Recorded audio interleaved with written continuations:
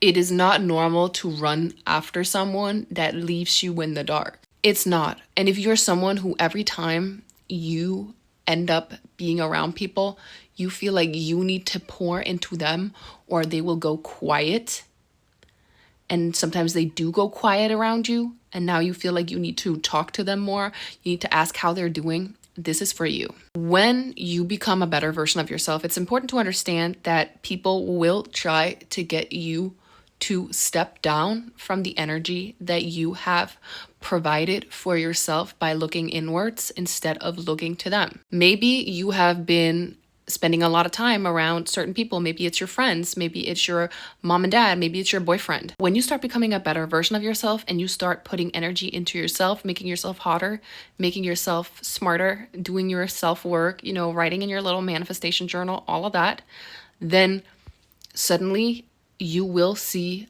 a pullback in energy from people around. The reason why people pull back their energy is because you're supposed to be in a moment with no tension. This is actually the moment that you've probably been praying about. You've been wanting to become so great that you only need yourself. You've been praying to become a better version of yourself so that you feel whole. Now that you have become more and more whole, you have literally ascended a mountain. And as you ascend up your mountain, you know what happens? Eventually, you will stop being able to hear the people that are screaming at you from the bottom of the mountain, by the foot of the mountain. You'll stop being able to hear them. Because all throughout the beginning of your journey, ascending up the mountain of self-help, glowing up, becoming a better version of yourself, you have been kind of needing that voice, those voices. Oh, you can't make it. You can't do better.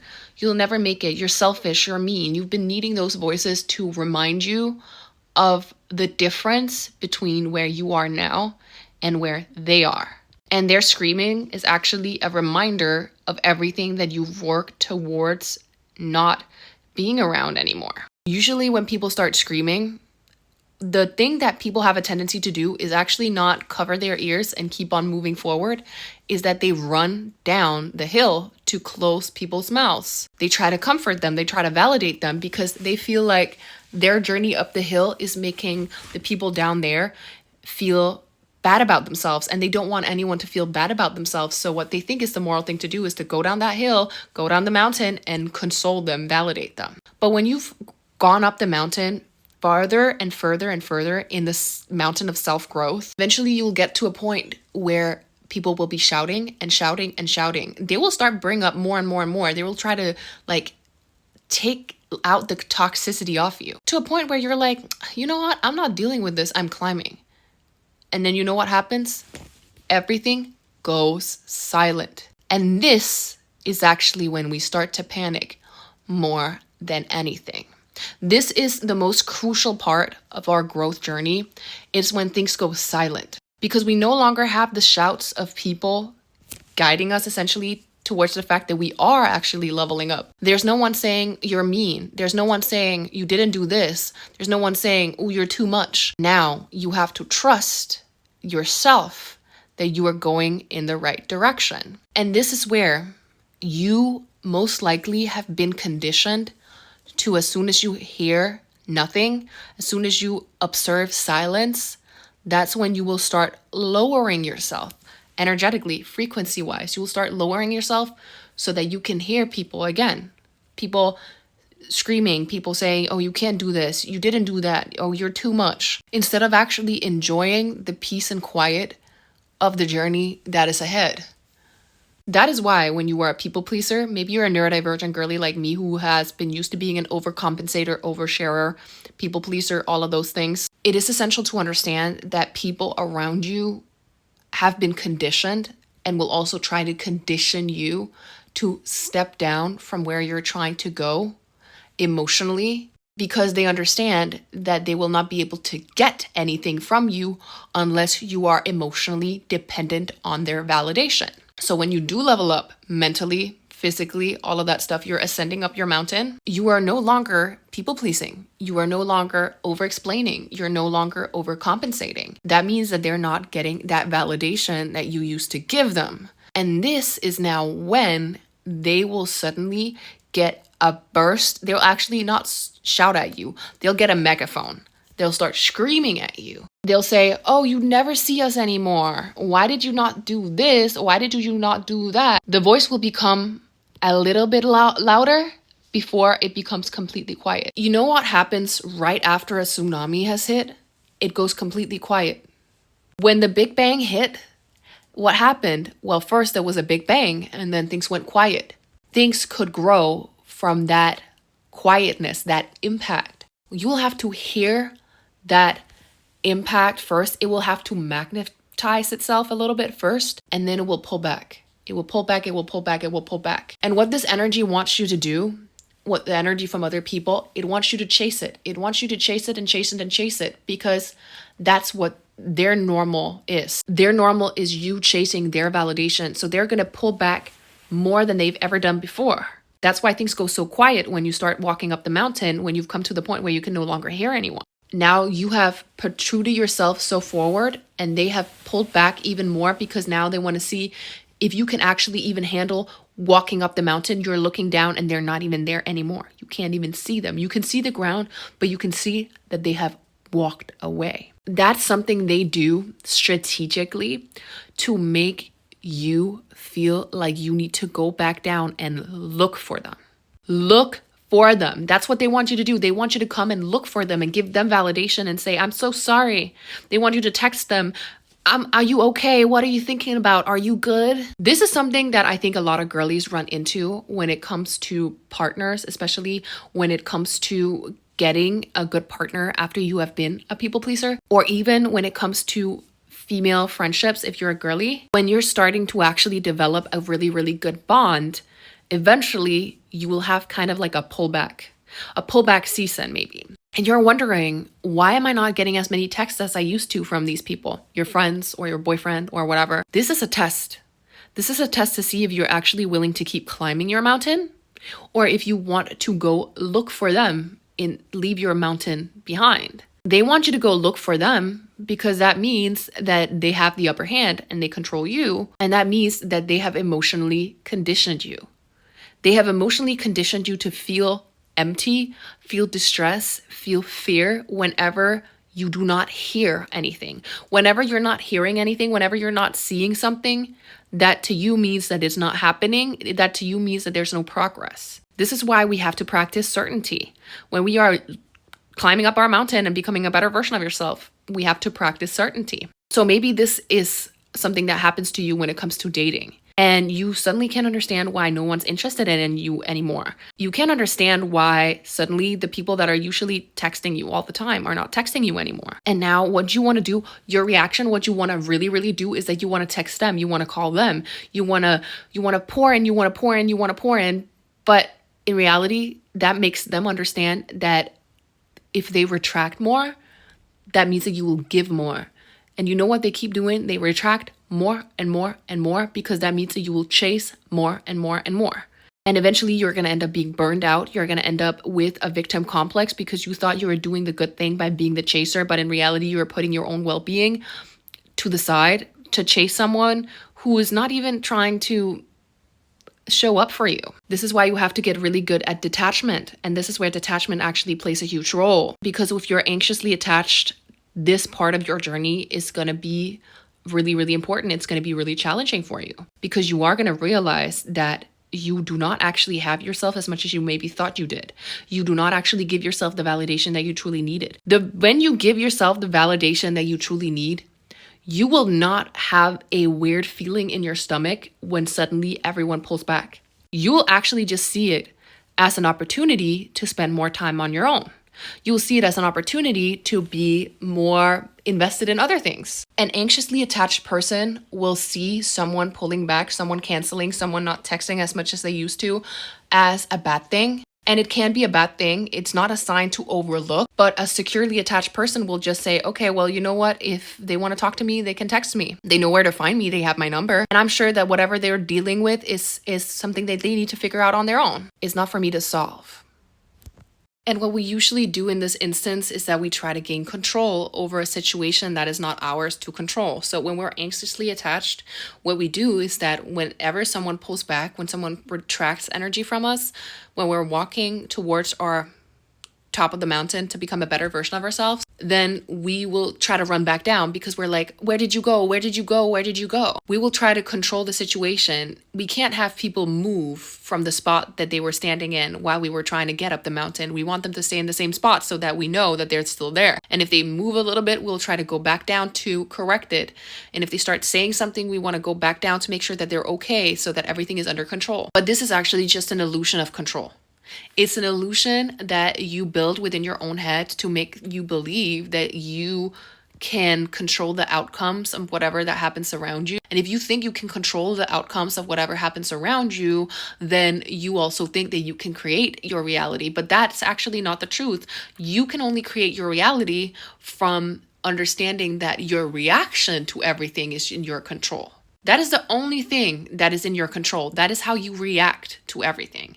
Whether you react by taking responsibility, aka the ability to respond differently and choosing a different way to respond to a situation, or whether you react by running down the mountain and making everyone feel good because you're afraid what's going to happen if you just let them be. Essentially, you're afraid what's going to happen if you just let people figure out their own things because you're so used to being in the driver's seat, because maybe your whole life as a child, you were used to your mom and dad fighting. You're used to your mom and dad always talking about how everything was unmanageable, it was uncontrollable, and things were bad, things were this and this and that. So you were trying to control everything. I know for a fact that I grew up thinking that if I got really, really good grades in every single subject, then everything would be manageable. And I based my happiness very, very much on this idea and illusion of control and perfectionism. And every time that idea of perfectionism broke, because it's literally an illusion, I would be in shambles. I would be crying. I would not be able to pick myself up. It would literally be me rolling down the mountain, rolling. Not even in a barrel to protect me, but just like rolling down the mountain. So I would think that I was in control by making sure that I got perfect grades. But the thing is, this was an illusion. And I'm not saying you shouldn't be getting good grades and you're still in school. You should definitely try your best. But a lot of the times what we think when we think about people is that we think that we can control them. We think that we can control the narrative, but you can control a person just as much as you can control a bird. If you put a bird in a cage, that bird will not sing. That bird will not flap its wings. It will not be the majestic, amazing bird that it is. The bird has to trust you. And the only way that the bird can trust you is if you believe that it will come back to you by letting it fly free. So if you're holding the bird too tightly, you might kill the bird, or the bird might be so scared of you that it will never actually return. But if you instead let the bird fly, if that bird really trusts you, and if that bird knows that you are for it, it will return to you. It will come back to you. Lo and behold, you want to make sure that you're around your friends or talking to your friends or this and this and that to people all the time, because that gives you an illusion of things being okay, things being under control, while in reality, it's actually you conditioning yourself more than ever to that when they do leave, you will come running after them, like a little dog who's running after a treat. And you'll start barking, you'll start being like, well, I did good. I'm good. Don't worry, I'm good. What can I do to make up for it? What can I do? Then people will be like, I got you. Because then they clock that you are willing to do stuff for them if they retract their energy, which is how they keep you on a leash. You willingly put yourself on a leash to these people because you're saying, okay, well, if I do this trick for you, if I hop and I dance and I skip and I say this and I say that, then maybe you will give me validation. Maybe you will stay around. Maybe you'll look at me. Maybe you'll tell me I'm good. And that's conditioning people around you, bad ones, bad people that don't want you to level up, people that are not willing to actually level up themselves. They don't want to make themselves better. They just want you to make yourself worse so that you can fit into their reality. They don't want to make their own reality different. They want you to lower yourself because that way they don't have to do any of the work. And then they become very, very happy when suddenly you start calling. You start sending long paragraphs. You start saying, oh, you did this wrong. You did this wrong. Well, what if I'm not sending paragraphs? What if I'm sending nice messages, just wanting to check on them? In certain instances, it can be okay to check on someone.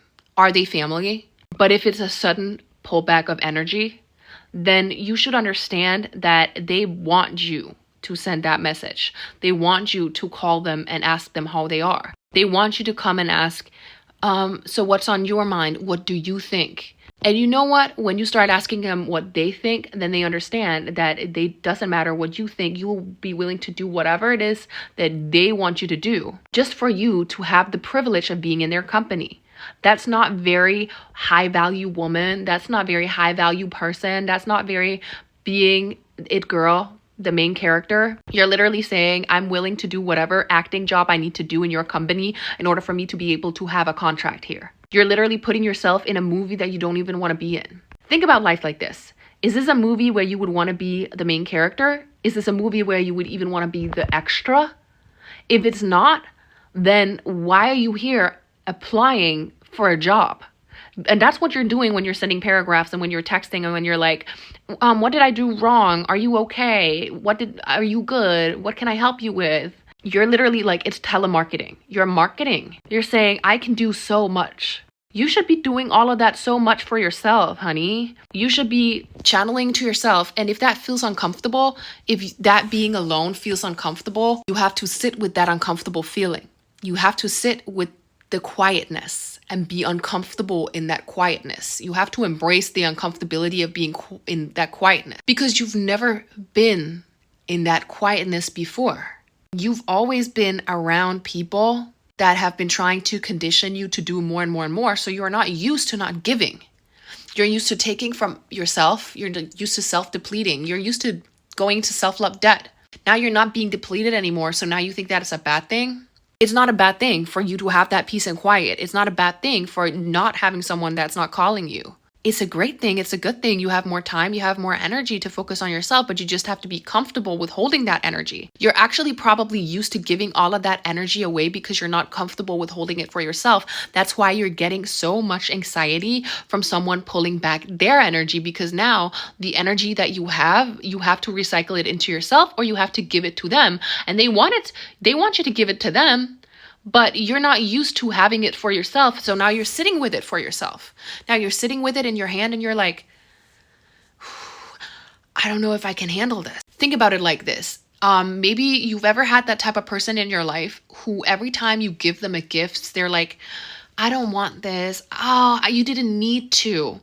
Oh, you didn't need to do that. It's too much. And they never wear whatever it is you gave them. They never use whatever it is you gave them. And now you kind of feel like you don't want to give that person a present because whenever they get energy, whenever they get something, they want to hide it away. They don't want to use it. They don't want to do anything with it. They don't feel like they're worthy of holding it. They never even train themselves to hold it. They don't even want to dare holding it. So they just hide it in the closet or they give it away again. And these people are wondering why they're never becoming a better version of themselves because they are not willing to try to hold the energy because they become so uncomfortable with that gift that they've been given that they don't feel like they deserve, that instead of them trying to hold it and actually trying to like stand in the power of that uncomfortability, they just try to give it away. So they give that power away. Essentially, they try to outsource their emotions to someone else so that they do not have to deal with the power and the magnitude of having that energy for themselves. And that is how we end up self-sabotaging, ladies and gentlemen,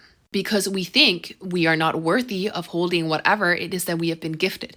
We think that the silence means bad things. We think that having anxiety in your stomach is a bad thing. If this was you right before you're about to go on a roller coaster, if this is you right before you're about to buy your dream house, this would be butterflies. This would be excitement. This would be overwhelm in a positive way. But now, because you've been so conditioned to always give your energy away, you interpret that energy that you're holding as negative. And what you want to do is that you want to chase everyone with it and say, here, take my energy, take my energy, take my energy. It's on sale even. It's on sale. What can I give to you? How can I serve you? And this is why they also keep on screaming at you when you suddenly decide to walk up that mountain, because now you chose that you don't want to deal with that anymore. That is why there's such a big retraction of energy all of a sudden, because they're used to seeing that your energy is on sale. Now the value of your energy has gone up. They're going to test if you're willing to cash in when there's market volatility. So what does market volatility mean? Well, if you're someone who invests in stocks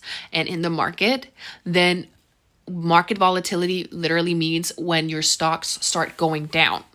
Like they go down, they go red, they lose value. And once in a while, we'll have a couple years or some years where we'll have a lot of market volatility, where the market will show a lot of downfall. And what usually people have a tendency to do is that they try to sell all of their stocks to liquidate so that they feel like they're more safe, so that they have cash on hand. But in reality, when the economy is bad, when there's a pullback energetically, it is actually better to invest energy into the market, because when that energy picks up again, when the market picks up again, you will get much more money back on your investments. That's why when there's an economic downturn, you actually make a lot more money if you choose to invest your money at that time, because you do not react out of fear. You do not have a reaction. You think, you observe, but you do not let that observation of things going down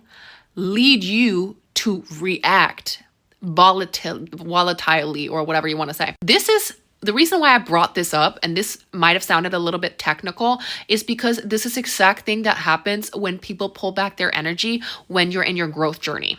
Understand this, your growth journey is never ever going down. If you're looking at your growth journey kind of like a chart that's going upwards, maybe you'll have dips, you'll go like down like that, and then you'll go up, and maybe you'll have a long period where you're down a little bit and then you'll go up again. But it's always like it's like a hill upwards. It's always upwards. That's how the economy works too. It will always be upwards. There will be some downturns, but it will always be upwards. The economy is always growing. The universe is always expanding, okay? You are always growing as well. So when you are actually in a point where you are about to see a lot of exponential growth, and you're about to go to a really, the highest point you've ever been to on your mountain, on your journey up the mountain, on your journey up the graph, that is exactly when you're going to see that economic downturn, the economy of energy go bad. That's when you're going to see people retract their energy a lot from you. Like crazy, like they're going to retract their energy like crazy. Suddenly you feel alone. And if you're looking at the graphs, it's going to look like it's a dip. And you're going to think like, wow, I'm all alone. This is when you will be most likely to react out of fear. And you will be most likely to try to cash in all of the hard work you've been doing to get some validation, because you're afraid what's going to happen next. Okay? So that's when you go back down. That's why you stay back down, because now you've lost all of the work you've been doing just to cash in some validation from other people. But in reality, this economic downturn in your life, this energetic downturn in your life, in your growth journey up the mountain that's literally always upwards, that downturn is actually a turnaround. It's actually where you're about to make a lot of moolah on your investments mentally. You're about to make a lot of progress with your mental capacity, with your spiritual growth, when you hit that point where everyone retracts their energy. And this is when you cannot cash in. If you cash in, you're cashing in out of fear that everyone is going to leave you, everything is going to go bananas, everything is going to go crazy. But the person who is rich mentality wise here understands that the market is always upwards. The market is always upwards. Your journey is always upwards. So even if you have a dip now in validation, in attention, people literally leaving you, people walking out of your life, people not texting you as much as they usually do, it's always only going to be upwards from here.